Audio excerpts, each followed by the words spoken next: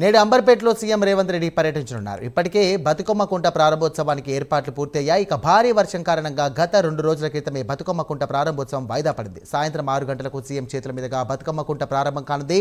5 ఎకరాల 15 గుంటల స్థలంలో ఉన్నటువంటి బతుకమ్మ కుంటకు హైడ్రా పునర్జీవం పోసింది. 7,40,00,000 రూపాయలతో సుందరీకరణ పూర్తి చేశారు. దీనిపై మరింత సమాచారం మా ప్రతినిధి లిఖిత అందిస్తారు.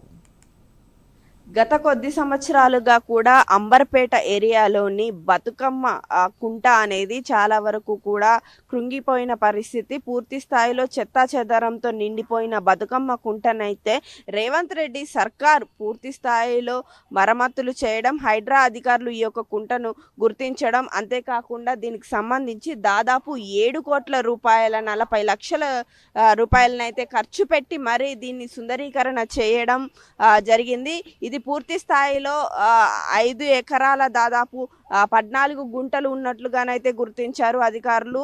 ఈ కుంట గుర్తించిన తర్వాత చాలా వరకు కూడా ఇక్కడ ఉన్న ప్రాంత ప్రజలను కూడా ఈ కుంటకు సంబంధించి వివరాలు అడిగి తెలుసుకోవడం, అంతేకాకుండా దీనికి సంబంధించి దీన్ని సుందరీకరణ చేసేందుకు కూడా అధికారులు ఎన్నో ఏర్పాట్లను చేయడం, ఆ ఏర్పాట్లకు తగ్గట్టుగానే ఈరోజు అయితే ఈ యొక్క బతుకమ్మ కుంట అనేది ప్రారంభం కానుంది.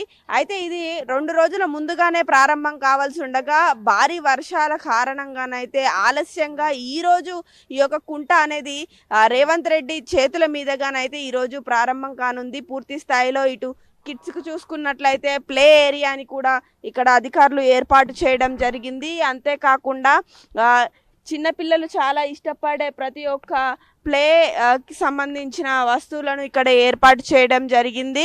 ఇక పెద్దవారికైతే ఓపెన్ జిమ్ను, అదేవిధంగా వాక్వే ఏరియాని కూడా ఇక్కడ ఏర్పాటు చేయడం అయితే జరిగింది. చాలా అద్భుతంగా దీన్ని సుందరీకరించిన పరిస్థితులు అయితే ఇక్కడ నెలకొన్నాయి.